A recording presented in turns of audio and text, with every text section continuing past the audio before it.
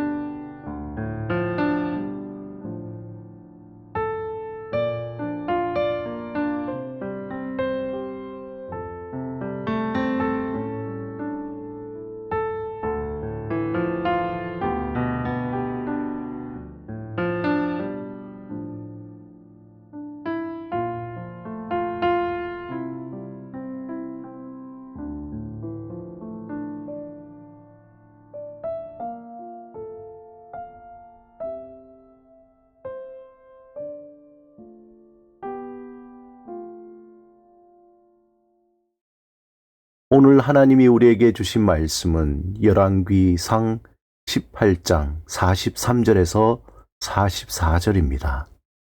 함께 말씀을 읽고 우리에게 들려주시는 하나님의 음성을 듣겠습니다. 그의 사환에게 이르되 올라가 바다 쪽을 바라보라. 그가 올라가 바라보고 말하되 아무것도 없나이다. 이르되 7번까지 다시 가라.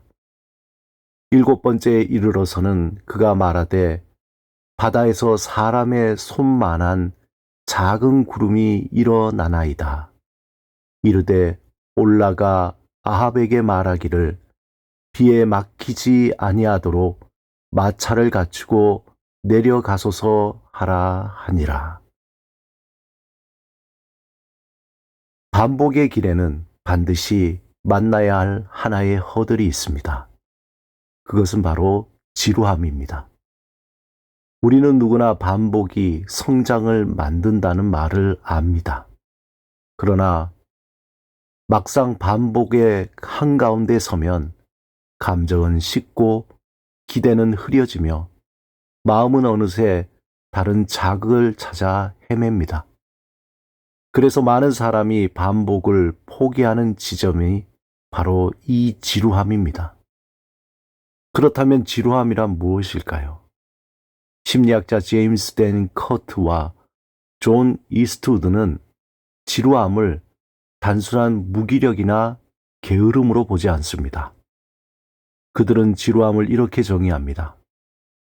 지금 하는 일이 나의 심리적 욕구를 충족시키지 못하고 있다는 신호. 즉, 지루함은 우리를 망가뜨리려는 감정이 아니라 방향을 점검하라는 내면의 경고등입니다. 문제는 우리가 이 신호를 해석하지 않는다는 것입니다. 스마트폰을 켜고 영상을 틀고 끊임없이 정보를 소비합니다. 지루함은 잠시 잊어진 것처럼 느껴지지만 내면의 결핍은 그대로 남아 있습니다. 철학적으로도 지루함은 깊은 의미를 지닙니다. 마르틴 하이데거는 지루함을 존재를 자각하는 감정이라고 말했습니다.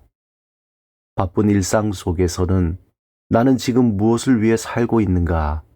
이러한 질문이 끼어들 틈이 없습니다. 그러나 지루함이 찾아올 때 그 물음이 떠오릅니다. 지루함은 우리를 본질로 되돌려 보내는 통로가 될 수 있습니다. 최근 의도적 게으름이나 장거리 비행기 안에서 휴대폰, 영화, 음악, 책 등을 전혀 사용하지 않고 그저 앞에 있는 좌석 등받이나 비행기 지도를 쳐다보며 시간을 보내는 로도깅 지루함 현상도 이와 연결됩니다.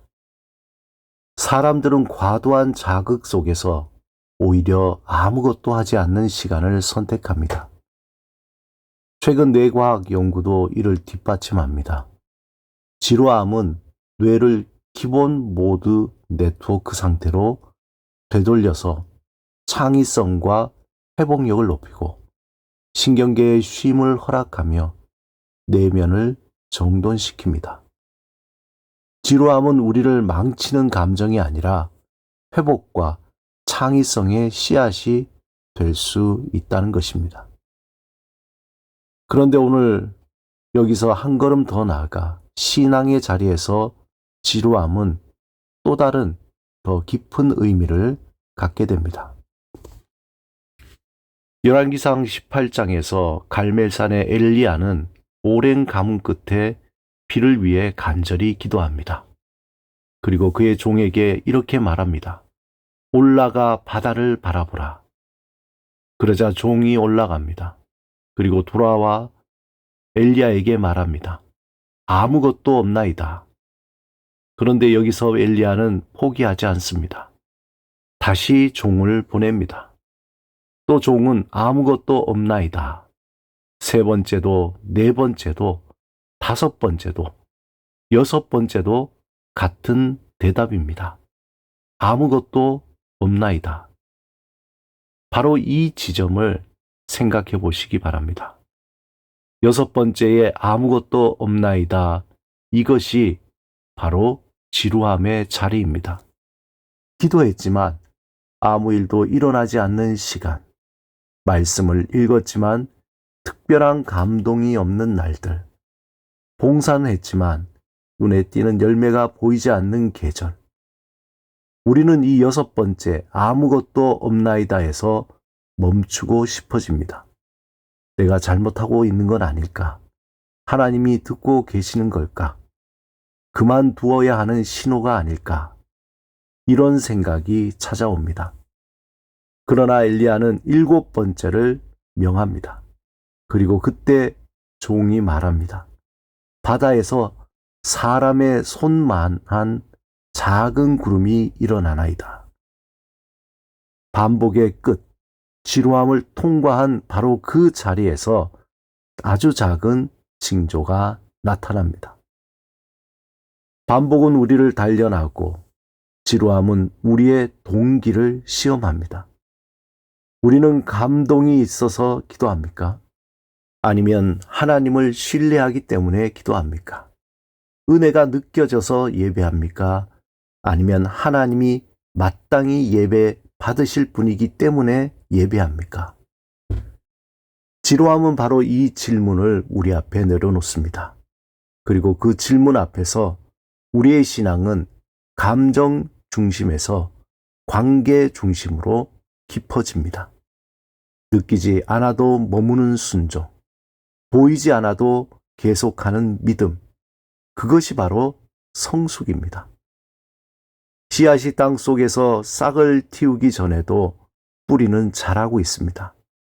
비가 내리기 전에 마른 하늘 아래서도 구름은 모이고 있습니다. 지루함은 아무 일도 일어나지 않는 시간이 아닙니다. 보이지 않는 곳에서 하나님이 일하시는 시간입니다.